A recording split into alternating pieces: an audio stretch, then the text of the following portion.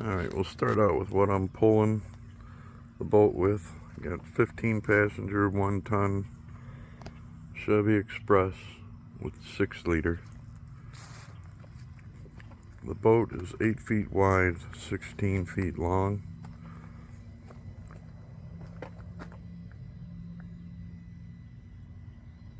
The trailer I had built, and then I built the boat on top of the trailer. You can kind of see how this is put together.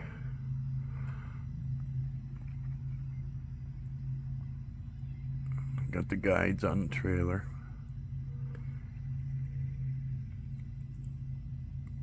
I do have supports going across. I don't know how well you can see them. There you go. I do not have anything down the barrels. I know a lot of people are talking about it, if you should do it or not. I did not. I'm relying on the ones in between the pontoons and the 3/4 inch plywood floor. Keep it all together. It's 3 years old. I haven't had any trouble yet. I use the white barrels. People talk about the blue ones collapsing and all that. These white ones have not collapsed, haven't done anything. They're, I think, 3/16 inch thick. They're thicker than the blue barrels.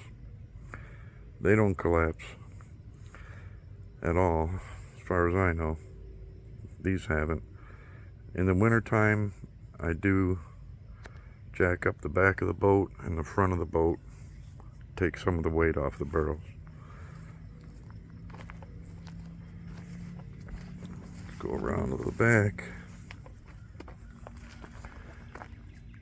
I have the Minn Kota 70-pound thrust, 24-volt Traxxas motor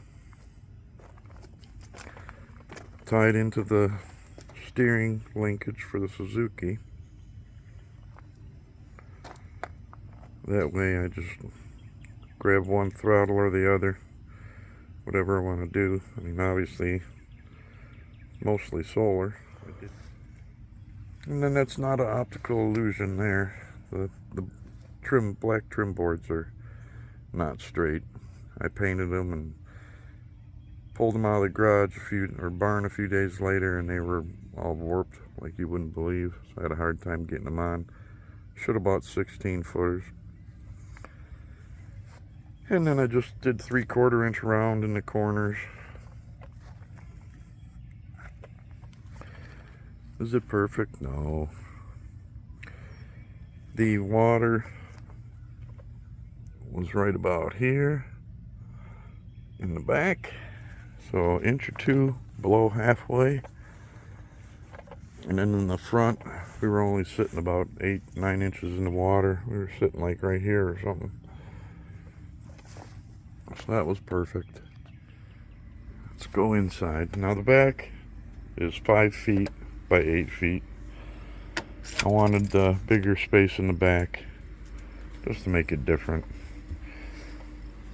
Now, these cup holders are obviously not just cup holders.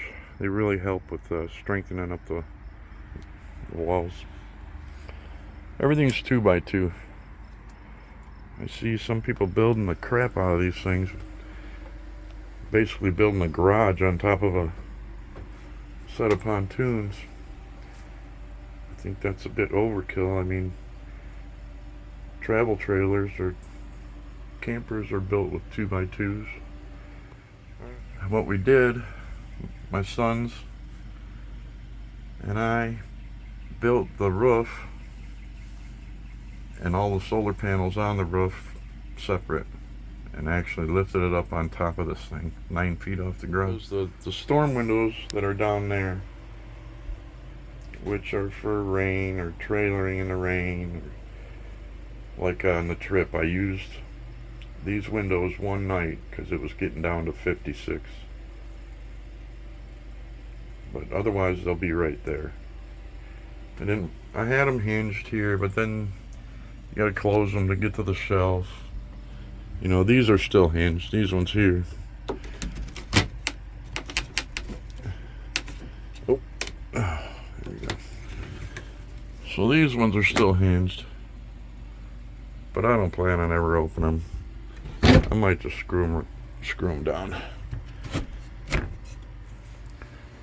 Could you go, I mean, what would I suggest this exact setup? No, of course I would say go bigger on everything, just to give yourself some room. And as far as the solar goes, everything I learned from Will Prouse. I'll put his name up, but he's a young kid. He's got books. He knows what he's doing. But I basically went off of one of his tutorials for beginners, and he talks about autonomous runtime and all that. And yeah, I wasn't about to put $3,000 worth of batteries in here, but it works good. I mean, if you're gonna drive 4 or 5 hours, you're going to want to stop and fish or eat or something in that time frame anyway. And when I shut down in the middle of the day, it charges up immediately. I mean, it's got whatever, 500. I don't think it ever gets 600 coming in unless the sun's directly above me. But ooh, little bunny rabbit.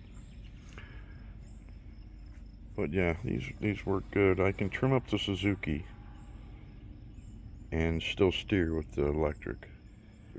This trolling motor does not tilt like a regular one. It's more of a lift and rotate, so it's a little more challenging. His recommendation was he wanted to know if there's any way I could just pull it straight up and lock it. And that's probably what I'll end up trying. We'll see.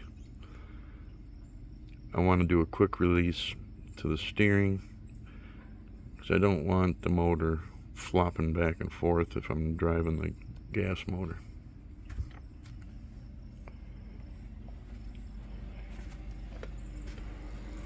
So anyway, the Navionics worked good too.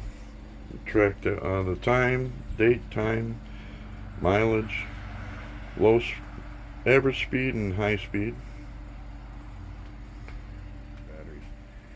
The guy also told me at Minn Kota that this is a brush motor. Brush motors work best on regular batteries.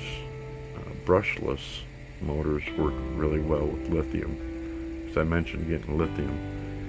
And he said you got to be careful with lithium and brush motors. So he was pretty nice. We talked for a long time. So I think even if it was cloudy and whatnot, I would have enough for the cabin and I would just run the gas. No big deal. 3 feet up front, so you can sit a couple chairs up there. Fishing might be a chore because of the awning. And that awning is to block the front windows for trailering. So that folds down when I'm on the road.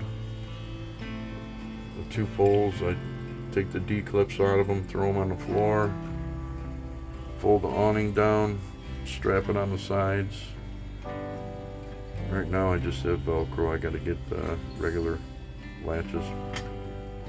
Alright, the biggest problem I had on the trip was the cooler situation. Ice was gone.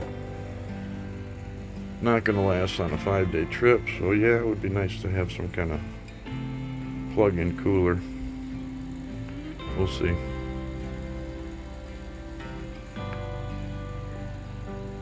Thanks for tuning in. Have any questions, leave a comment. And stay tuned.